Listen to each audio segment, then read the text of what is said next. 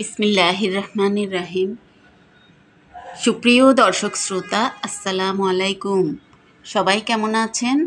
কাছে দূরে, দেশ ও দেশের বাহিরে যে যেখানে আছেন, কামনা করি সবাই খুব ভালো আছেন। আমিও আল্লাহ পাকের অশেষ রহমতে ভালো আছি।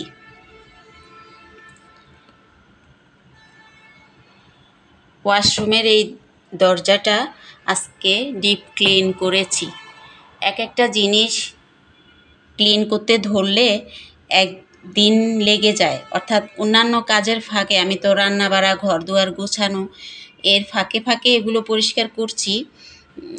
শুধু সুইচ বোর্ডটা আগে একটু হালকা পরিষ্কার করে রেখে তারপরে আমি ব্যবহার করেছি।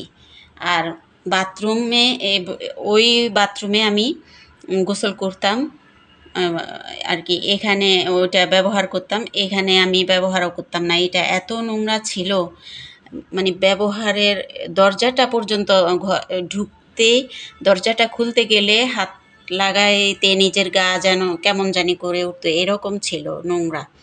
এত নোংরা করে রেখেছে, আমি আপনাদেরকে দেখাচ্ছি, না হলে বিশ্বাস করবেন না কেউ। এই যে দেখেছেন, এটা বাহিরের অংশ, এই যে দরজার এই শুধু এই ফিলারটার মধ্যে। আর দরজার মধ্যে কি পরিমাণে নোংরা কালি ছিল বুঝে নেবেন। এইগুলো এই বিশেষ করে এইটুকের মধ্যে হাতের ছাপ, কালো কালো ছাপ পড়ে এত নোংরা হয়েছিল। এই দরজাটা আমি ভিতর থেকে বাথরুমের ভিতরে ঢুকিয়ে তারপরে ভালো মতো আজকে গোসলের সময় ক্লিন করেছি। এখন একটু ধরতে খুলতে আর আনইজি লাগে না। এই যে এই জায়গাটা এত নোংরা ছিল, ঝকঝকে তকতকে পরিষ্কার করে আমি এগুলো করেছি। ভিতর থেকে ভিতরে দরজা নিয়ে তারপরে করতে হয়েছে বলে আমি বাহিরের এই ফিলারটার এগুলো মনে ছিল না, আগে থেকেই দেখেছি কিন্তু মনে ছিল না এটা পরিষ্কার করার জন্য। এই দুইটা ফিলার আবার নতুন করে কয়েকদিন লাগে, আল্লাহ জানে। অন্যান্য কাজগুলো তো করতে হয়। পাকের ঘরে এত নোংরা হয়ে আছে, ওগুলো লেবার দিয়ে পরিষ্কার করানো হয়েছে। জায়গায় জায়গায় এখনও ফাঁকে ফাঁকে কালি আছে, ওগুলো পরিষ্কার করতে হয়। ডেলি রান্নার ফাঁকে ফাঁকে ওগুলো আমি করি। আর এটা আজকে একদিনের মধ্যে এই দরজাটা একদম ভালোভাবে ক্লিন করে ঝকঝকে তকতকে করে নিয়েছি।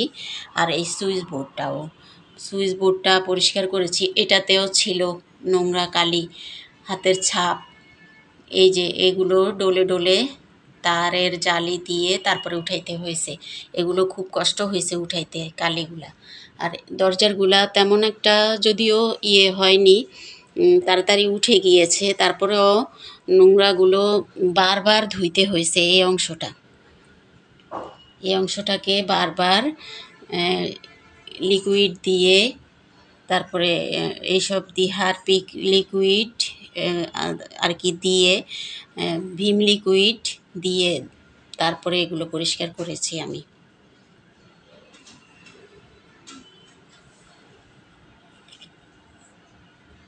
যাই হোক, রাত্রিবেলা এখন খাওয়া দাওয়া কেউ কেউ করেছে, আমার হাজব্যান্ড এখনও আসেনি, মেয়ে করছে। আমি তো সন্ধ্যার সময় খেয়ে নিয়েছি, এখন ঘুমাতে যাব। এই ভিডিওটা আজকে দুপুরে পরিষ্কার করেছি দেখে ভিডিওটা এখন আপনাদেরকে করে দেখালাম। যাই হোক, সবাই ভালো থাকবেন, আমাদের জন্য দোয়া করবেন।